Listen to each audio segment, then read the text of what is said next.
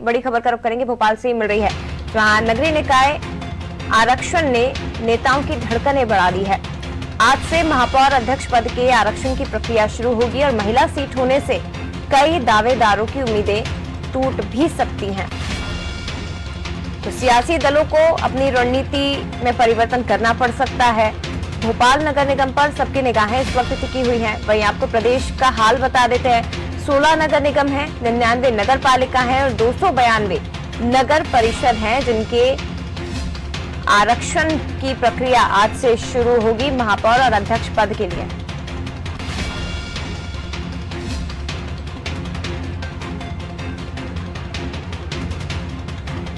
और ज्यादा जानकारी के लिए विशेष संवाददाता अंकुर अडवाणी का रुख करेंगे, फोन लाइन पर हमारे साथ जुड़े हुए हैं।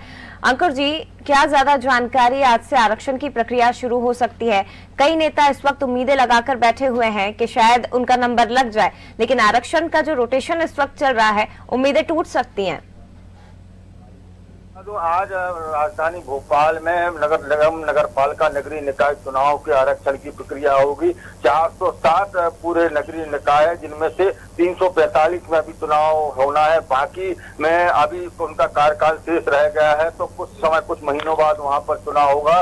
उसी के लिए आज आरक्षण की प्रक्रिया आज रविंद्र भवन में की जाएगी। प्रदेश में कुल 16 नगर निगम, 99 नगर पालिका और 292 नगर परिषद है। लेकिन आज जो आरक्षण की प्रक्रिया है वो सभी 407 नगरीय निकायों के लिए की जाएगी। निश्चित तौर पर कहेंगी कि नगरीय निकाय चुनाव की आरक्षण की प्रक्रिया ने नेताओं की धड़कनें बना दी है। सभी लोगों की जो दावेदारी है वो आरक्षण पर लगी है, क्योंकि चकरा में ये आरक्षण होता है। महिला सीट होने से कई दावेदारों की कह सकता है कि उम्मीदें टूट सकती हैं। इनको अपनी रणनीति भी बदलनी पड़ सकती है। खासतौर पर राजधानी भोपाल में अभी तक जो सीट, सामान्य सीट थी, उस पर सबकी निगाहें लगी हुई है। हो सकता है कि जब आरक्षण की प्रक्रिया हो तो सामान्य के बजाय ये पिछड़ा वर्ग या अन्य कोटे में ये सीट चली जाए। तो ऐसे में प्रमुख जो कांग्रेस और भाजपा जो दल हैं, इनकी निगाहें सबसे ज्यादा भोपाल और इंदौर पर लगी हुई हैं। अगर आरक्षण की प्रक्रिया में ये सीट अनारक्षित होती है तो निश्चित तौर पर दोनों ही सियासी दलों को अपनी अपनी रणनीति बदलनी पड़ेगी।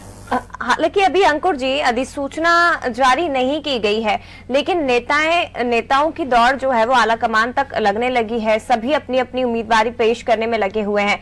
अगर बात की जाए उम्मीदें टूटने की, तो कौन कौन से ऐसे नेता हैं जिनकी उम्मीदें इस रोटेशन के अनुसार, इस रोटेशन प्रक्रिया के दौरान टूट सकती हैं?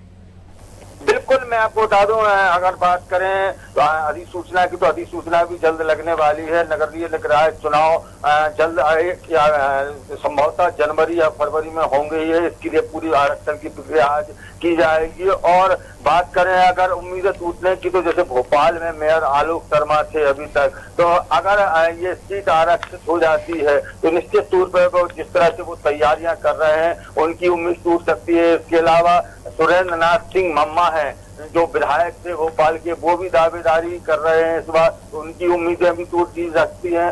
कांग्रेस में अगर बात करें तो कांग्रेस में जिला अध्यक्ष हैं जो कांग्रेस के कैलाश मिश्रा, ये नगर ने उनके पहले अध्यक्ष भी रह चुके हैं, ये भी दावेदारी कांग्रेस से कर रहे हैं। ये सामान्य वर्ग से आते हैं, तो इनकी भी उम्मीदें टूट सकती है। निश्चित तौर पर कहें कई सारे मतलब एक दल से 2-2 दर्जन लोग मेयर के लिए दावेदारी कर रहे हैं। ऐसे में अगर ये सीट आरक्षित हो जाती है तो इन लोगों की उम्मीदें टूट सकती हैं, क्योंकि ये लोग कई महीनों से नगरीय निकाय के लिए तैयारियां अपने अपने हिसाब से कर रहे हैं। और अगर ये सीट आरक्षित हो जाती है तो निश्चित तौर पर इनकी उम्मीदें टूटेंगी।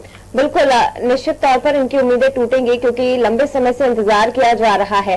अंकुर जी, अभी जैसा कि बताया गया कि अगर आरक्षण की जो प्रक्रिया है उसमें कोई नई बात निकल कर आती है तो फिर रणनीति में भी बदलाव दोनों पार्टियों को करना पड़ेगा, राजनीतिक पार्टियों को करना पड़ेगा। किस तरह की रणनीति उसके बाद फिर अपनाई जा सकती है?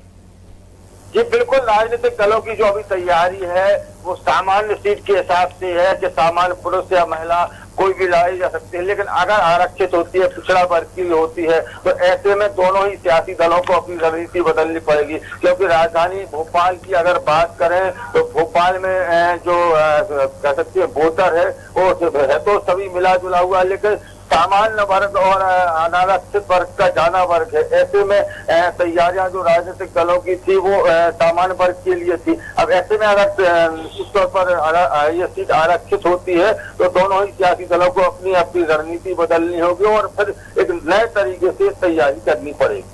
बिल्कुल, तो आपको बता दें कि सरकार साफ कर चुकी है कि प्रदेश के 16 नगर निगम सहित सभी नगरीय निकायों के महापौर और अध्यक्ष का आरक्षण चक्रानुसार के आधार पर ही होगा और इसलिए अब जो कैंडिडेट है, जो उम्मीदवार हैं, उनकी धड़कनें बढ़ी हुई हैं। इसीलिए अब शहर के महापौर की सीट ओबीसी के साथ सामान्य के लिए आरक्षित हो सकती है और आज होने वाले इस प्रक्रिया पे, आरक्षण की प्रक्रिया पर सबकी निगाहें टिकी हुई हैं।